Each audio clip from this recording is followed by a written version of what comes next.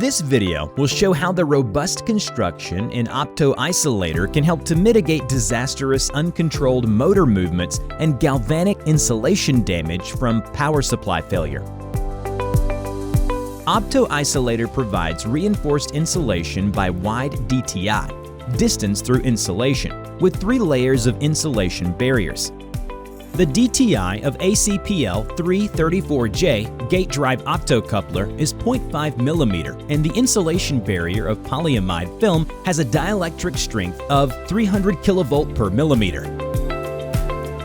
In motor drives, the power supply circuit must be separated from the pulse width modulation (PWM) control circuit to prevent uncontrolled motor movements. The lead frame at the ACPL 334J is designed with a protective separation distance of more than 0.8 mm between the power supply and PWM control. Capacitive isolator uses silicon dioxide as dielectric for the on-chip insulation. The isolation circuit is integrated on the same chip in a monolithic process. The thickness of the silicon dioxide, or DTI, is only 0.028 mm as compared to Optoisolator. The construction of a capacitive gate driver using isolation does not have a protective separation. In a monolithic process, the input IC consists of the power supply circuit, PWM control circuit, and silicon dioxide capacitor.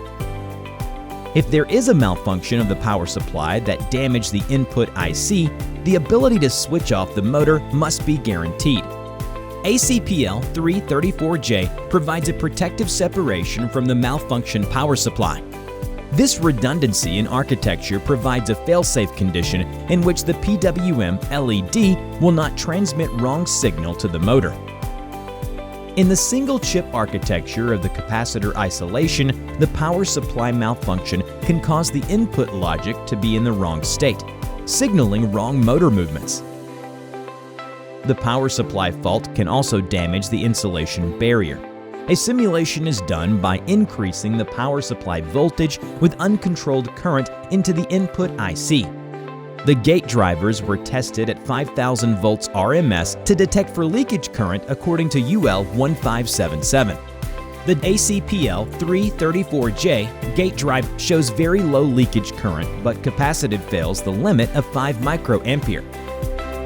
A failure analysis was conducted to see the damage to the insulation barrier. The power supply has damaged the input of ACPL 334J, but the polyimide film remains unscathed due to wide DTI and 3 layers of insulation. The capacitive gate driver exhibits high leakage current because the silicon dioxide capacitor is damaged. As the insulation is integrated on the same chip in a monolithic process, their thin DTI caused the insulation to fail. This failure will lead to electric shock and compromise safety.